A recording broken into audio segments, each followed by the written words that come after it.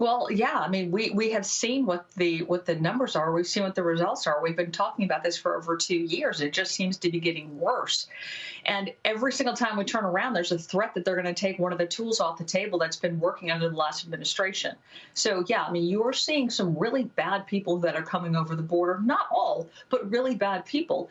And at the same time, they're criticizing, Customs and Border Patrol folks. So I'm glad that Kevin McCarthy is leading a codel down there to bring some people, to give them the applause that they need, the support that they need, and a job well done.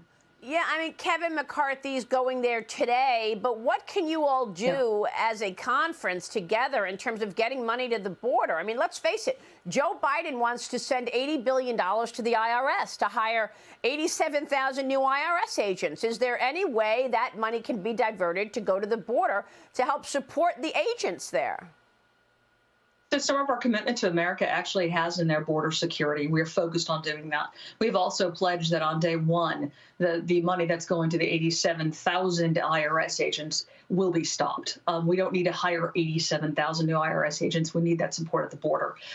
We have worked, the Texas delegation has actually been working with leaders, including Leader McCarthy and Governor Abbott, on a plan led by Chip Roy on how to be able to stop the insurgents that we see at our southern border. You're going to see more details as it comes out over the next couple of days. And then there's a large group in Texas that are going to be going down to the border at the early December. Yeah, and by the way, let me just add the fact that if that money goes to the IRS, we're talking about a total of 166,000 IRS agents versus 15,000 border agents, which is just makes no sense in terms of our national security as a country. But I want to get your take on the economy, given your role in the Small Business Committee. The country's biggest rail union has rejected the labor deal that President Biden celebrated. He said he led a temporary deal and it was all happening and it was great news. Meanwhile, it looks like at least 4 unions have rejected it, just weeks away from a potential rail strike ahead of the busy holiday season. The White House is calling on both sides to come to an agreement after they made up a story that the deal was in place. Your thoughts on the potential for a rail strike right in the middle of the holidays? What kind of an impact might that have? It's going to have a huge impact. You've got 4 out of the 12 unions that have rejected the offer, which includes a 24% increase in pay, which includes back pay, which includes more flexibility in schedules. It's a strong deal. The problem is that even for the short term, it's going to be devastating for our economy. They're talking about $2 billion cost per day to the U.S. economy if this rail strike happens.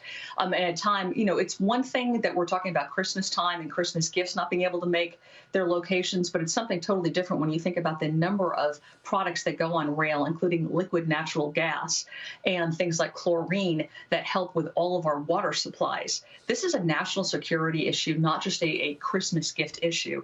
I think you're going to have to see Congress is going to have to step in. I signed on to Sam Graves' bill last month, back in September, actually, that dealt with Congress making a decision to use the Railway Labor Act to be able to prevent a strike. And you may see that happen again. Well, we haven't heard from the Transportation Secretary about this at all. We know what went on with the supply chain shortages earlier in the year. That was a nightmare for the economy. You're on the Transportation Committee. When you say Congress is going to have to get involved, what does that mean? Do you think a deal can be reached before a strike happens or not? Well, like I said, Congress actually has within its purview the ability to be able to prevent a strike under the Railway Act, the Railway Labor Act, and that's something that we are pursuing. We were pursuing it back in September if the White House wasn't able to strike a deal. Right now, we're looking at a December 5th deadline for a strike to happen. Again, get your Christmas gifts now if you haven't already gotten them. But looking at December 5th, but Congress is going to have to step in if the railroad labor if the unions are not able to come to a deal, because again, this is a national security issue affecting everything, including our water supply. Well, you made such great points in terms